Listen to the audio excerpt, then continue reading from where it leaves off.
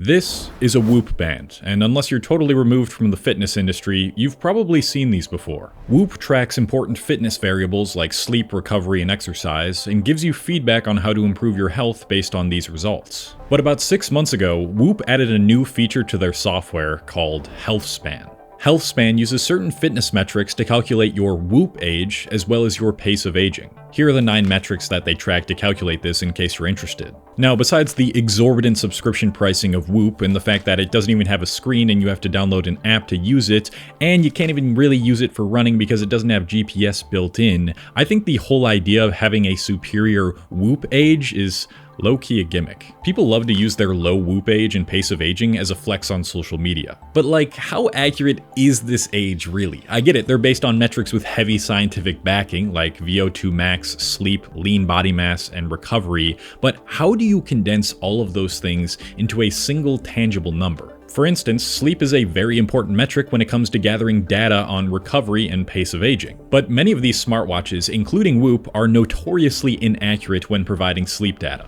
If you want a full scientific breakdown of this, The Quantified Scientist has an incredible video going through the scores. And then there's how they actually come to the conclusion based on all that data. You know, how do they take all these metrics and say, we're going to plug this into some sort of calculation, and here is your biological age? I tried finding the answer to how they calculate this on their support page, but couldn't find anything deeper than what I've already described. Now, I'm not a vehement smartwatch hater. I own a Garmin and I use this every day, and it's undoubtedly made me healthier based on the metrics that it provides. But regarding even my VO2 max on this thing, it can go up or down a couple points simply because I decided to do a slower run that day, which is not really indicative of how quickly your VO2 max can change. And I begin to get skeptical when companies start introducing certain metrics they've created that are only based on the information they've gathered through an often imprecise device. Science-based fitness seems to be all the rage these days, from overpriced extreme endurance supplements promising vapid claims like reduces lactic acid soreness by 26%, to the most optimal resistance training exercises that leave you laying on a dirty gym floor ready to take some back shots. People love the idea that their dream physique or optimized health is just one more hack away. So today, I want to explore science-based fitness a bit more thoroughly, the pros, the cons, and why gravitating farther away from the science-based fitness world is often healthier and more optimal than obsessing over it. The real dawn of science-based fitness began when exercise was no longer something you did, but rather something you could measure. In the early 1900s, physiologists like Archibald Vivian Hill started running experiments to figure out exactly how much oxygen the human body could use during intense exercise. He helped formalize the idea of maximal oxygen uptake in the 1920s into what we now call VO2 max. Over time, labs refined treadmills, gas analyzers, and testing protocols so they could figure out exactly how much oxygen someone could use during intense exercise. VO2 max basically turned your heart and lungs into a single number that represents your fitness, and from there, sports science exploded. Researchers built out concepts like lactate threshold, heart rate zones, and specific training intensities, especially for endurance sports. You might even be familiar with the terms Zone 2 and Zone 5 training if you've heard about VO2 max. The key for building a high VO2 max is saying, I'm going to spend about 80% of my aerobic training time in Zone 2. These are essentially zones you keep your heart rate in at a certain beats per minute for a certain period of time that provide different aerobic benefits depending on the zone. Like I said, a lot of this stuff is legitimately powerful. In fact, my current running regimen targets Zone 2 and Zone 5 training for the purpose of increasing my VO2 max because cardiorespiratory fitness is one of the strongest predictors we now have of long-term health and mortality. Large cohort studies have shown that the fitter you are, the lower your risk of dying from pretty much anything, and they don't see an obvious upper limit where being more fit suddenly becomes bad for you. Some research even suggests this holds for people with serious conditions like cancer. But there's a big caveat underneath all of this. Most of this early work and a lot of modern sports science is done in very controlled lab environments with very specific populations. These studies usually have small groups of young healthy participants, often men who are sometimes elite or semi-elite athletes, and are usually under tightly controlled training conditions. That's not exactly representative of the average person who lifts like 3 times a week and hits 8,000 steps on a good day. Researchers themselves are constantly pointing out the limitations of their own studies. Small sample sizes, narrow demographics, short study durations, and tightly controlled exercise protocols inflate effect sizes and make it harder to apply the results to the messiness of real life. You can see this clearly in resistance training research. There are meta-analyses showing that higher training volumes, like 10 plus sets per muscle group per week, tend to produce more muscle growth on average. There are also studies suggesting hypertrophy increases with more sets, while strength can improve pretty well even with low volume programs. That's interesting and useful if you're a coach writing programs or you're an athlete trying to squeeze out that last 5%, but online, this research gets flattened into absolute rules. You must do 10 to 20 sets per muscle group. You must find your maximum recoverable volume. MRV, which started as this coachy concept about not training so much to the point where you don't recover, becomes this rigid pseudo-scientific law that every 18-year-old in a stringer is trying to calculate in an Excel spreadsheet. And this is where modern overoptimization really starts to develop. You take metrics and concepts that were designed for labs and high-performance setups, and you plug them straight into consumer devices and social media content. The VO2 max test that used to require a lab, a mask, and a treadmill is now a small number on your wrist that updates after one slow run and suddenly tells you your fitness is declining. The training volume research that looked at averages in controlled settings becomes, if you're not doing exactly this many sets, you're wasting your time. The nuance gets completely stripped out, but it still has the authority of being science-based. If you watch fitness content, someone that might come to mind who fits this bill, at least regarding strength training, is Jeff Nippard. Jeff has a bachelor's degree in biochemistry, but his expertise and reputation was built on his science-oriented exercise and diet videos. He was one of the first to really popularize citing papers while demonstrating exercises and foods to eat while doing so. Jeff has given out incredibly valuable advice and has influenced so many young people to adopt better lifting and eating practices because of it. But it feels like there's a point with him and honestly all other science-based fitness content creators where you've kind of given everyone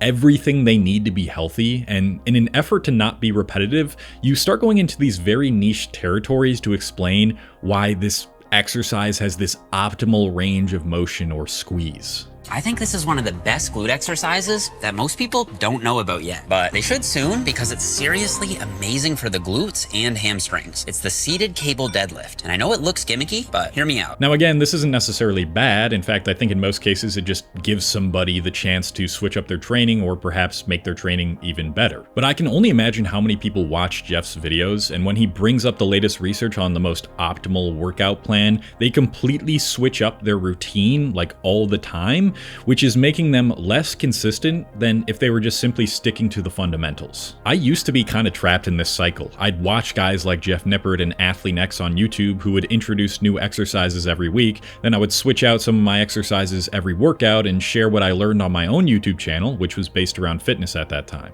Why is this a problem? Well, anyone who has a background in fitness will tell you that in order to build muscle, you need to be progressively overloading. That means increasing the reps, increasing the weight, or improving your form on a certain exercise over the course of many months. If you're constantly changing your workout routine in the name of science-based fitness optimization, you're going to have a much harder time gauging whether you are progressively overloading or not, because progressive overload requires you to do the same exercises and measure your performance in them over months of consistency. So in this case, instead of science-based fitness providing you with a better and more efficient way to build muscle, it actually limited and stunted your growth. And the same sort of trend can be seen regarding diet and protein specifically. 11 months ago, popular fitness YouTuber Mike Israetel sat down with Milo Wolf to discuss a study from 2020 that showed eating up to 3.5 grams of protein per kilogram of body weight, that's about 1.3 grams per pound of body weight, is how you maximize hypertrophy, aka the increase of your muscle size.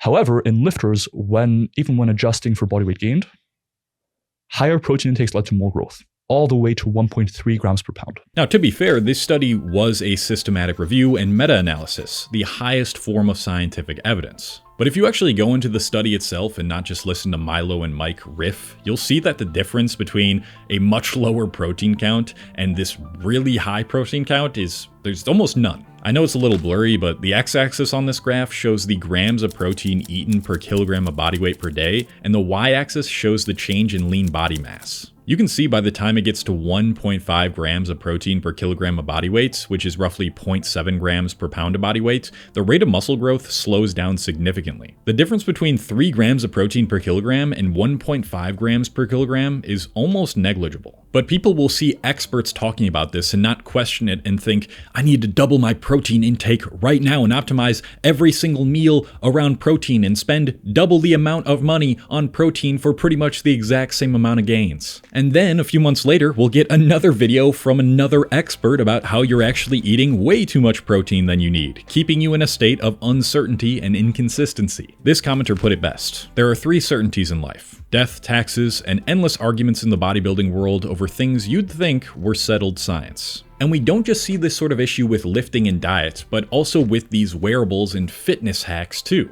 There are genuine peer-reviewed models that estimate phenotypic age based on blood biomarkers, things like albumin, glucose, C-reactive protein, white blood cell count, and so on. One of the most well-known is the PhenoAge model from Morgan Levine's 2018 paper, which uses 9 blood markers plus your chronological age to estimate your biological age and predict mortality risk. That's already a complicated statistical thing, and it still comes with a ton of uncertainty. Now imagine trying to do something similar without any blood work, using just your resting heart rate, your lean body mass, how many steps you take in a day, and your sleep. At that point, you're not even really getting your biological age. You're getting a kind of vibes-based algorithmic guess that's loosely inspired by the same logic, which is people with better fitness and sleep markers tend to live longer, so let's mash all those numbers into a single score and call it an age. Again, that's not useless, but it's nowhere near as precise as the marketing makes it seem, and even if it was perfectly accurate, there's also a psychological cost. There's now an actual term, orthosomnia, for people who become so obsessed with getting perfect sleep data from their trackers that it actually makes their sleep worse. The concept was coined by Dr. Kelly Barron and her colleagues after they noticed patients coming into their clinic with no self-reported symptoms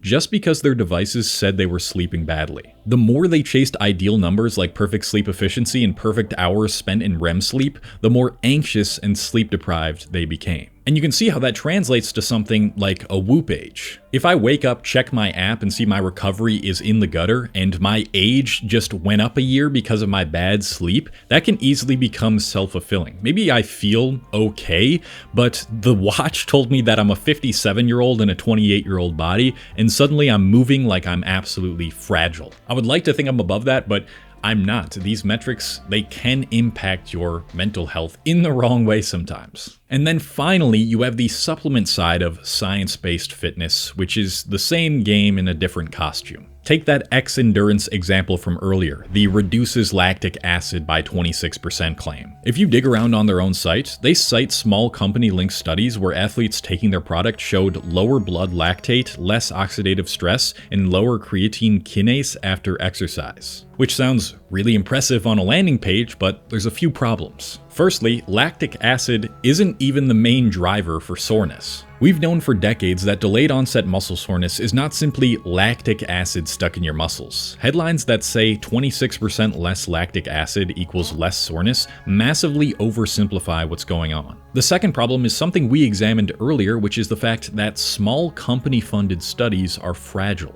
10 or 20 athletes over a short time period, all using a product sold by the same company funding the research, doesn't automatically mean that the study is fake, but it means you should be careful about treating the results as universal truth. So just like with wearables, the pattern repeats. Real science gets siphoned into a narrower context, which goes into heavy marketing phrases like this one pill, this one powder, or this one metric will optimize you. And again, I feel like I have to repeat this to make you understand the nuance. I'm not saying X-Endurance or Whoop or Garmin or Oura are all useless and evil. I'm also not saying that all science-based fitness is a sham or useless. The problem is when we go from this is a useful tool to this tool determines my age, my identity, and my mental health, and everything I do has to be based around these very certain science-based metrics on the latest research that just came out. What all these tools and extramuscular exercises to target your cerebralis, cervialis, or whatever the hell they want to call it, really are are background helpers. They are secondary tools that are not necessary that help support a very boring, unsexy foundation, which is get 7 to 9 hours of sleep per night, run twice a week, and on the days you don't run, try to get in 8 to 10,000 steps, do heavy compound lifts, and work those lifts very intensely every set, and try to reach 0.7 grams of protein per pound of body weight if you are trying to build muscle. But since we've already figured all that out decades ago, we've done overcomplicated the whole damn thing. So don't fall into the trap. Stick to the fundamentals, lift in that suboptimal gym with the rusty equipment, eat 80% to 90% whole foods and stop obsessing over tracking everything, and push yourself. Basically, every general fitness and health problem has already been solved, and you probably already have most of the knowledge you need.